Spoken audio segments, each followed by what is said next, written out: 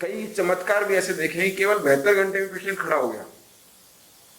और कई भारत के यदि अखिल भारतीय स्तर पे देखते हैं तो कुछ आयुर्वेद के विद्वानों ने दूसरे प्रदेशों में ऐसा भी किया है कि कुछ पेशेंट्स को वेंटिलेटर से भी निकाल के चिंता करनी चाहिए। इम्यूनिटी रातों रात नहीं बढ़ती है, ये अपने को सोचना चाहिए। इम्यूनिटी के लिए समय लगता है, इसलिए नित्य प्रति उसके बारे में चिंता अपने को करने की आवश्यकता रहती है। इसलिए सबसे पहले हमारा निवेदन है कि एक सामान्य आदमी भी थोड़ी सी स्टीम ले।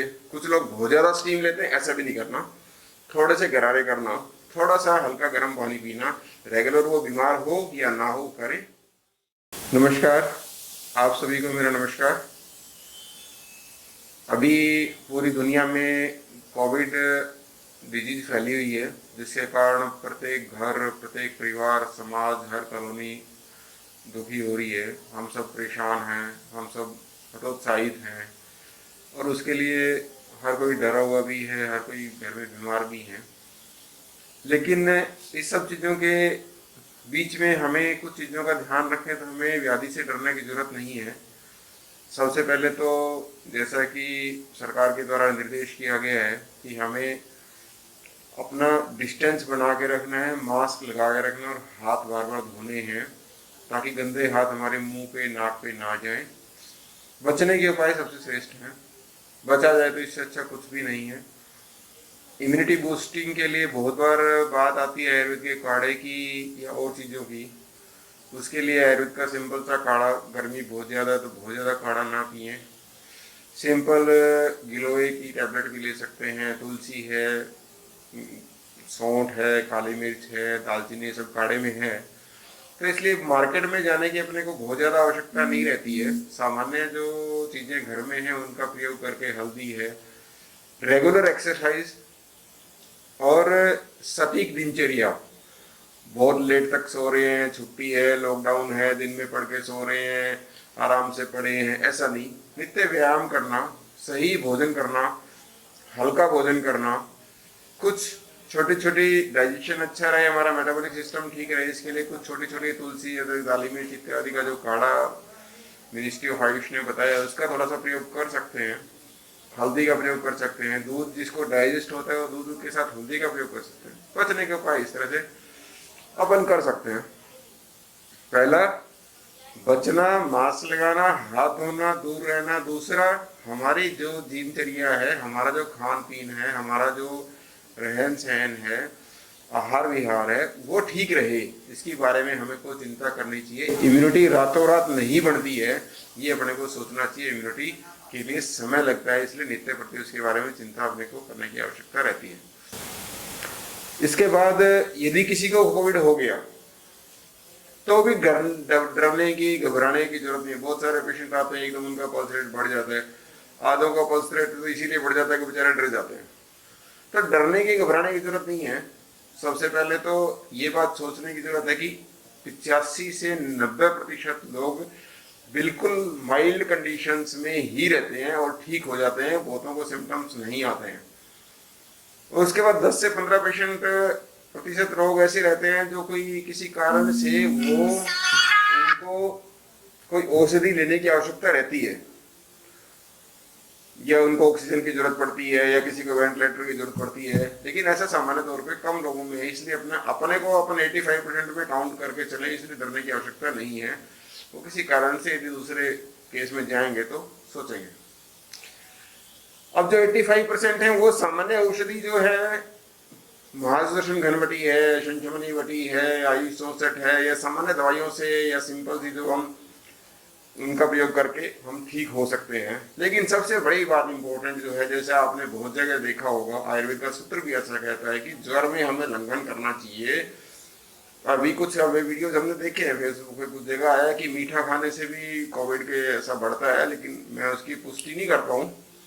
लेकिन आयुर्वेद के मतानुसार हम ऐसा मानते हैं कि भोजन शुरू में यदि बुखार आता है तो उपवास करना चाहिए। तो इसलिए हम आयुर्वेद की चिकित्सा के अनुसार पेशेंटों से ये निवेदन करते हैं कि फर्स्ट जब यदि किसी को आता है तो वो उसी टाइम से उसकी चिंता करे। हल्का पानी, जैसे दाल का पानी ले, सब्जी का सूप ले, सब्जियां खाए, दाल खाए। बहुत ज़्यादा डेयरी प्रोडक्ट्स जैसे हैं, बहुत ज़्यादा जूसेस बहुत ज़्यादा पी रहे हैं, बहुत ज़्यादा खा रहे हैं, कोई पनीर खा रहा है, कोई कुछ खा रहा है, ये सब नहीं करना चाहिए। हल्का भोजन आयुर्वेद के अनुसार बिल्कुल हल्का सा उपवास के जैसे भोजन करना चाहिए, ताकि शरीर को उससे लड़ने की क्षमता मिले। दूसरा क्या है कि अभी एक ज्वर में हम देख रहे हैं, अभी जो लेटेस्ट देखने को आ रहा है कि पेशेंटों को एक दिन बुखार आता है और उसको लगता है कि मैं ठीक हो गया, और बुखार उतर जाता है, वो फ्री हो जाता है, हाँ मैं ठीक हूँ। चाहे बहनें घर में हो, काम करने वाली गृहिणियाँ हों, चाहे बच्चे हों, चाहे काम करने वाले लोग हों, उनको लगता है कि एक दिन दवाई ली, आज मैं ठीक हो गया और मेरा काम चल गया, मेरे को कुछ नहीं है, कोरोना वरोना कुछ नहीं हुआ है, तो निश्चिंत हो जाते हैं। लेकिन क्या होता है कि 5वें 6ठे 7वें दिन उसकी समस्या एकदम बढ़ के आती है, और वो जो कोविड में नोवल कोरोना वायरस है, वो लंग्स को जाके इन्फेक्ट कर देता है, वो उससे एकदम परेशानी बढ़ती है, और फिर पेशेंट जो है एकदम फिर अड़बड़ा जाता है, फिर उसकी ऑक्सीजन सैचुरेशन कम हो रही है, दिक्कत आ रही है, फिर उन सब चीज़ों के लिए वो प्रयास करता है कि मैं क्या करूँ। इसलिए सबसे पहले हमारा निवेदन है कि एक सामान्य आदमी भी थोड़ी सी स्टीम ले। कुछ लोग बहुत ज़्यादा स्टीम लेते हैं, ऐसा भी नहीं करना, थोड़े से गरारे करना, थोड़ा सा हल्का गर्म पानी पीना, रेगुलर वो बीमार हो या ना हो करें। यदि आपको पहले दिन बुखार आया, बहुत ज़्यादा बुखार नहीं है, तो बहुत ज़्यादा दवाइयाँ पैरासीटामोल खाने की आवश्यकता नहीं है। कम बुखार है तो अपनी सिंपल सी मार्गदर्शन घनवटी जैसे है, संचमनीवटी का प्रयोग कर सकते हैं, या कोई भी आयुर्वेदिक चिकित्सक आपके नज़दीक है, उसे सलाह के अनुसार आप उसका प्रयोग कर सकते हैं, और उसके बाद आप आगे बढ़ सकते हैं। लेकिन मॉनिटरिंग इंपॉर्टेंट है। मॉनिटरिंग कैसे करें? हमारी SpO2 मॉनिटर करते हैं, लेकिन SpO2 तब कम होगी ना जब तक लंग्स लगभग 30% खत्म हो चुके होंगे। उससे पहले एक व्यक्ति मॉनिटरिंग कैसे करे?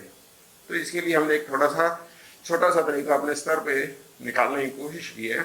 उसका है कि एक हेल्दी व्यक्ति को या एक माइल्ड सिम्टम व्यक्ति को या कोई कोविड पेशेंट है, उसको नित्य प्राणायाम करना चाहिए। वो अनुलोम विलोम भी हो सकता है, डीप ब्रीथ भी हो सकता है, और सलाह कोई योग है तो उसके योगाचार्य की सलाह लेके भी हल्का कर सकते हैं।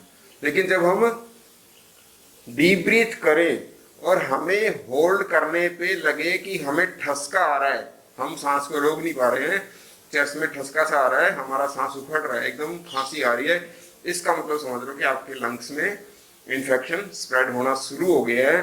तो उसी टाइम अलर्ट होकर तुरंत चिकित्सक से मिलना चाहिए। सैचुरेशन तो हो सकता है 2 दिन बाद कम हो गई, लेकिन हमें यदि हम बुखार उतरा और उसके बीच में यदि हमने उस सैचुरेशन मतलब अपनी सांस की प्रश्वास की क्रिया को चेक करते रहे, हो सकता है तीसरे चौथे दिन किसी को आगे 6ठे 7वें दिन दिक्कत आने तो तीसरे चौथे दिन पता चल जाएगा, अपना इलाज शुरू कर सकते हैं। और फिर भी किसी को दिक्कत होती है तो सही तरीके से अपना ट्रीटमेंट करवाए, और उसके बाद भी मॉडरेट केसेज हैं या सीवियर केसेज हैं, उनमें भी बहुत ज़्यादा डरने की आवश्यकता नहीं है। उसमें से भी यदि 15% केसेज हैं तो लगभग 1% की डेथ हो रही है। इसलिए अपन 14% में हैं जो बचने वाले हैं, ऐसा मान के चले। और उसमें मॉडरेट केसेज में और सीवियर केसेज में भी अभी अभी हमने बहुत सारे पेशेंट्स में देखा है कि आयुर्वेद की चिकित्सा जो है वो बहुत कामयाब हो रही है। उसके लिए भी यदि किसी अपने बंधु को ऐसी आवश्यकता रहे कि वो दिक्कत में है, भाई कई बार होता है कि किसी को ऑक्सीजन नहीं मिल पा रही, कोई और समस्या आ रही है, या आयुर्वेद लेना चाह रहा है, या उसका जैसा भी रहे, तो हम उसके लिए हमेशा सेवा के लिए तत्पर हैं। हम अपना प्रयास करेंगे। आप चाहें तो एलोपैथिक दवाई के साथ भी आयुर्वेदिक दवाई ले सकते हैं, आप चाहें तो अकेले आयुर्वेदिक दवाई भी ले सकते हैं।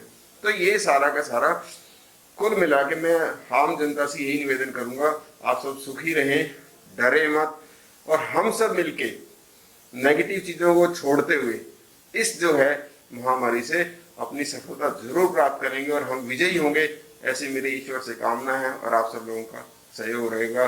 सर अभी तक कितने ठीक हो सकते हैं आयुर्वेदिक से अपने यहाँ का जो रिकॉर्ड है उसके हिसाब से? ऐसा है कि हिसार में तो ऐसा करके आयुष के चिकित्सा पद्धति जो है डिपार्टमेंट ने बंद कर रखी है, लेकिन बहुत सारे जो मित्र हैं, जो आप जैसे जानकार हैं, जो चाहते हैं आयुर्वेद लेना, तो हम उनको व्यक्तिगत तौर पे देते हैं, तो पेशेंट चलते रहते हैं। बहुत सारे ऐसे पेशेंट हैं जिनकी ऑक्सीजन सैचुरेशन कम हुई और वो बाद में हमने ट्रीटमेंट दिया तो उनकी ठीक रही, ठीक हो गई। और कई चमत्कार भी ऐसे देखे हैं, केवल 72 घंटे में पेशेंट खड़ा हो गया। और कई भारत के यदि अखिल भारतीय स्तर पे देखते हैं तो कुछ आयुर्वेद के विद्वानों ने दूसरे प्रदेशों में ऐसा भी किया है कि कुछ पेशेंट्स को वेंटिलेटर से भी निकाल के लाए, जो बिल्कुल ये हो गया कि हताशा की स्थिति आ गई है कि अब मेरा ऑक्सीजन से काम नहीं चल रहा, मेरा वेंटिलेटर पे काम नहीं चल रहा, एलोपैथी की स्थिति खराब हो चुकी है। तो ऐसे ऐसे पेशेंट भी कभी बाहर निकलने का हमने देखे, ऐसे ऐसे एग्जाम्पल सेट हुए हैं। लेकिन इस सब के बावजूद हम किसी भी तरीके का ऐसा क्लेम नहीं करते कि आयुर्वेद से हम ऐसे पेशेंटों को ठीक करते हैं।